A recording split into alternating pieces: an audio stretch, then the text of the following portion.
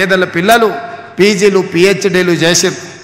ఈరోజు వ్యవసాయం కింద కాలువలలో నీళ్ళు వచ్చి పంటలు బండుతున్నాయంటే కాంగ్రెస్ పార్టీ కట్టిన శ్రీశైలం, నాగార్జున సాగర్, జూరాల, నెట్టెంపాడు, కోయిల్ సాగర్, కల్వకుర్తి, ప్రారంభించిన పాలమూరు రంగారెడ్డి ఎత్తిపోతల, శ్రీరామ్ సాగర్ నుంచి మొదలు పెడితే ప్రాణైతే చేవెళ్ళ వరకు ఇరిగేషన్ ప్రాజెక్టులను జలయజ్ఞం రూపంలో ఇవాళ పనులు ప్రారంభించినాం.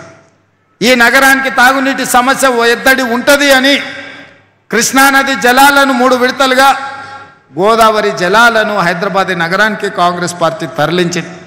ఇవాళ ఔటర్ రింగ్ రోడ్డు రావడంతో మహబూబ్ నగర్, రంగారెడ్డి జిల్లా, మెదక్ ప్రాంతంలో భూములు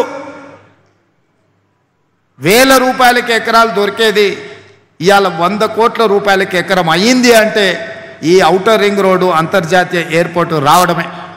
ఇవాళ అందుకే అన్ని ఆలోచన చేసి లక్షలాది మంది పట్టాలు తీసుకొని డిగ్రీలు పొంది నిరుద్యోగ యువకులుగా శాశ్వతంగా మిగిలిపోతుంటే వాళ్లకు వృత్తి నైపుణ్యం నేర్పించాలి అని వాళ్లకు 3 నుంచి 6 నెలలు శిక్షణ ఇచ్చి సర్టిఫికెట్ కోర్సులు ఇవ్వాలి అని, అదేవిధంగా డిప్లొమా కోర్సులు నేర్పాలని, అదేవిధంగా డిగ్రీ పట్టాలను ఇవ్వడం ద్వారా ఈరోజు రెడ్డి ల్యాబ్స్ నుంచి మొదలు పెడితే ఎస్బీఐ వరకు చాలా సంస్థలు ముందుకొచ్చి వాళ్ళకి శిక్షణ ఇప్పించడమే కాదు, వాళ్ళకు ఉద్యోగాలు మేము ఇస్తామని ఇవాళ సంస్థలన్నీ ముందుకు వచ్చినాయి.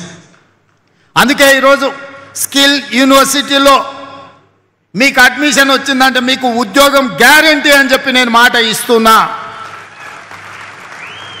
ఇవాళ ఇక్కడ శిక్షణ పొందిన ఏ విద్యార్థి కావచ్చు, విద్యార్థిని కావచ్చు, ఉద్యోగ సమస్య రాదు.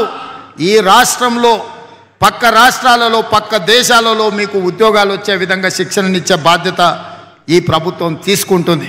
మీ భవిష్యత్తు కోసం ప్రణాళికలు వేస్తుంది. మనము మన రాష్ట్రానికే కాదు, పక్క రాష్ట్రాలకు, పక్క దేశాలకు, ముఖ్యంగా గల్ఫ్ కార్మికులుగా పోయి ఈరోజు మోసపోతున్న దళారుల మధ్యలో మోసపోతున్న వాళ్ళకు కూడా శిక్షణ ఇవ్వడం